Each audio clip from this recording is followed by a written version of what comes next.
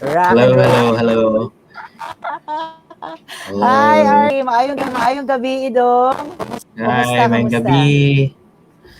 Yes, Okay maayong lang. gabi. Thank you for joining us, ha. Dagang salam. So, Yeah. ito na nga, may nilalatag na naman bagong project ng film and film, Photonation, ang Mm. magazine, no? So, let's get to it. So, ang first question is, paano naisipan ang magazine and the what objectives of the magazine?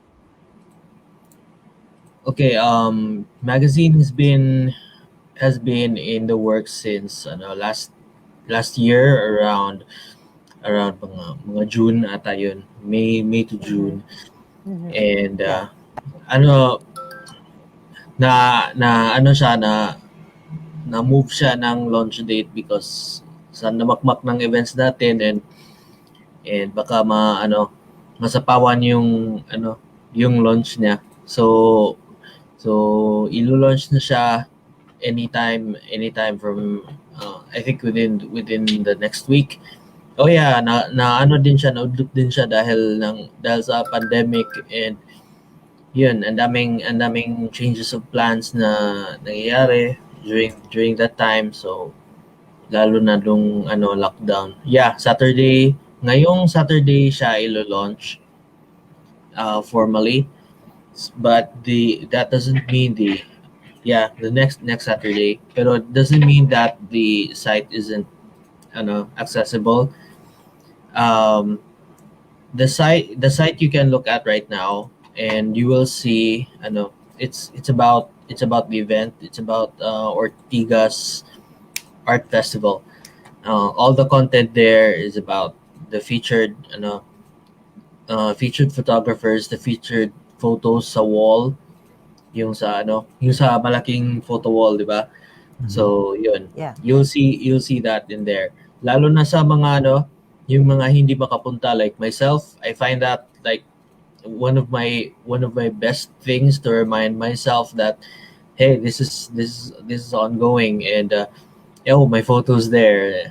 So like Wow. especially Proud. pag when it's a bad day, it's a great reminder that hey, I've done something for someone else. I've made someone else happy somehow. Kahit isang tao lang yan. So there. yun laman yan. Wow. Actually, yeah. Meron So, din palang next week. yeah, meron din palang yan. You can find the VR virtual tour there. Like it's at the bottom dun sa yung sa Ortigas Festival na Available page. tonight. It's actually out. Wow. Oh, it's actually out tonight. Yeah. Mm. Yeah. So ayun. I'm Sarap. formally inviting everyone na nanonood ngayon na to watch out for the formal launch of the magazine ngayong March 13, 2021.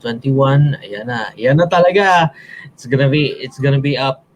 Lahat ng mga Move daw, di joke lang.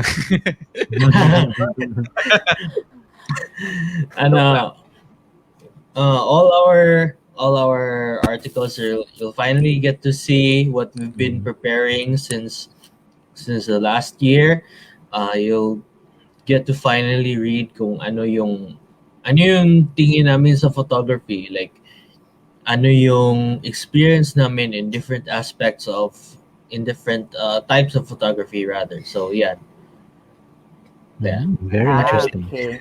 Thank you so much for all of those information, RC. Dagang salamat.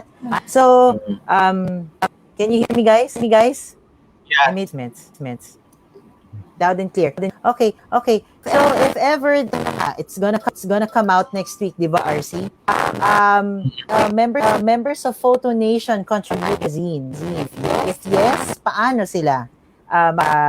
Lapit sa inyo if they want to maybe articles or maybe they for writing photographers or enthusiasts they reach you.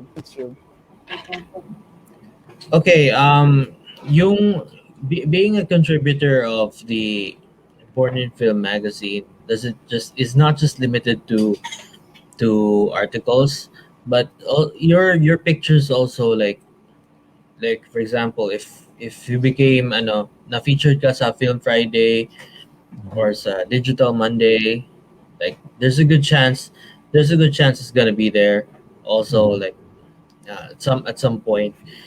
But and if you want to write like your thoughts, just talk to me or any member of the team, and then perhaps present your topic na sa salain pa yung topic actually, for for of course there's the obvious na saan dapat appropriate, dapat hindi nang babash and all that. So yan, Okay. what's the experience of photography like on your end? What tools have you been using? Is it digital ba or film or whatever else, Polaroid? Mhm. um Yun lang actually. Right. We're just